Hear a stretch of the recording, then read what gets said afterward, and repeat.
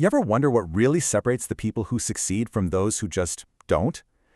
We love to chalk it all up to natural talent, but what if the actual key to high achievement is something else entirely, something that any of us can actually learn and develop?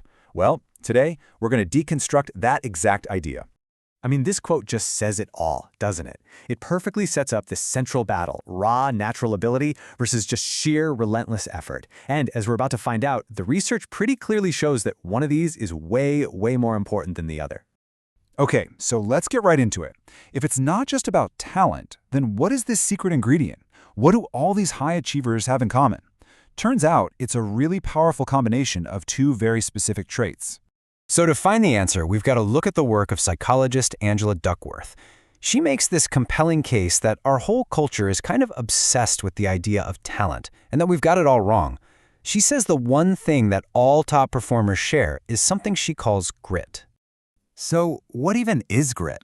Well, Duckworth breaks it down into a super simple but powerful equation. Passion. That's knowing what you want, deep down, and why it matters to you. And perseverance? That's just the stamina to stick with that future you're imagining. Not for a week, not for a month, but day in and day out for the long haul. Now here's where it gets really, really interesting. Duckworth actually breaks this all down into a kind of math of success. She came up with these two simple formulas that just brilliantly show why grit is so absolutely critical for any kind of real-world achievement. All right, here's the first formula. Talent multiplied by effort equals skill. Now just think about that for a second. Talent is just your raw potential, right? It's how fast you can pick something up. But if you don't apply any effort, if you don't practice, that potential just sits there. It never becomes a real, usable skill. I mean, a talented person just sitting on the couch isn't accomplishing anything. And that naturally leads us to the second formula. Skill multiplied by effort equals achievement. So, okay, let's say you've put in the effort, you've built up a skill. That's awesome, but the skill by itself doesn't actually produce any results. You have to apply even more effort to that skill to actually create an achievement, whether that's winning a championship, finishing a huge project, or, building a company. So here's the kicker, the most crucial point of all this. Effort shows up in both equations. It's the magic variable that turns talent into skill, and then it's the same variable that turns that skill into real achievement. So in the math of success, effort literally counts twice. This is exactly why focused, consistent work is the ultimate equalizer. Duckworth herself just summed it up perfectly with this. Look, having potential is common. Everybody has potential for something. What's rare, what's special, is having the grit to actually do the work to turn that potential into something real. Okay, so if grit is this important, then the big question is, how do we get more of it? Well, the great news is that grit is not some fixed trait you're just born with. Duckworth says there are 4 key psychological assets that you can actually develop from the inside out to build up your own grit. These are the 4 building blocks, right here. Let's just quickly break each one down so we can see how they all work together to create that unstoppable mix of passion and perseverance. First up, we have interest. And yeah, this seems totally obvious, but it is the absolute foundation.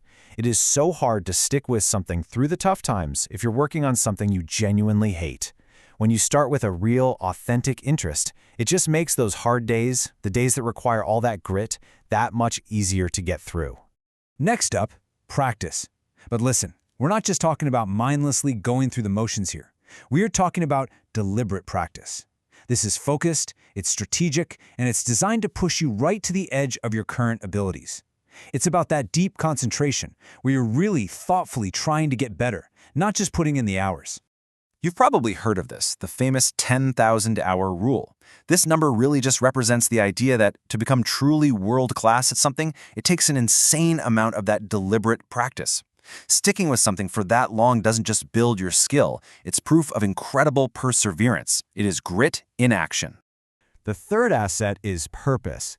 This is your why. It's that deep down reason, that connection of your work to something bigger than yourself, that gives you the fuel to keep going, especially when you fail and fail again.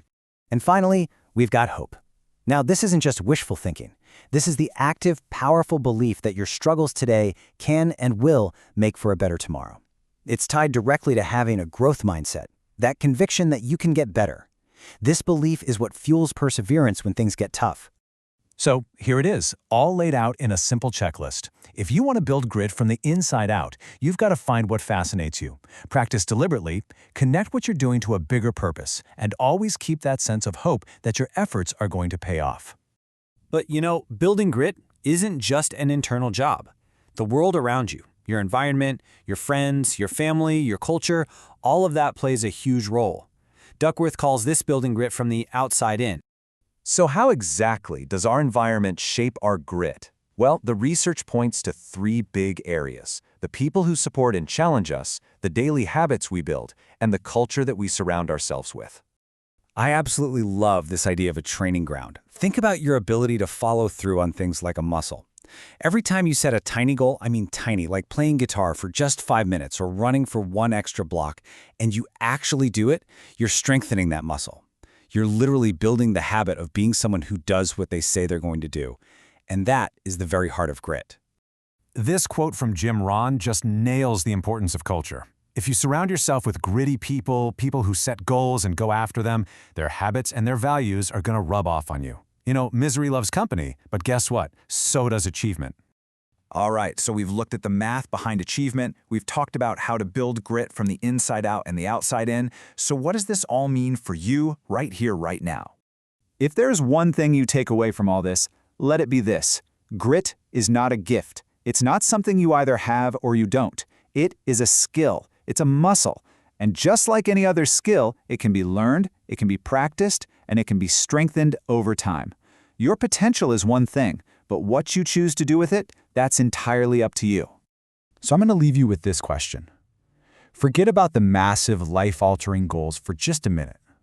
What is one small, tiny thing you can set out to do today and actually see it through? That's it. That's your first rep. That's your first step in the training ground for grit.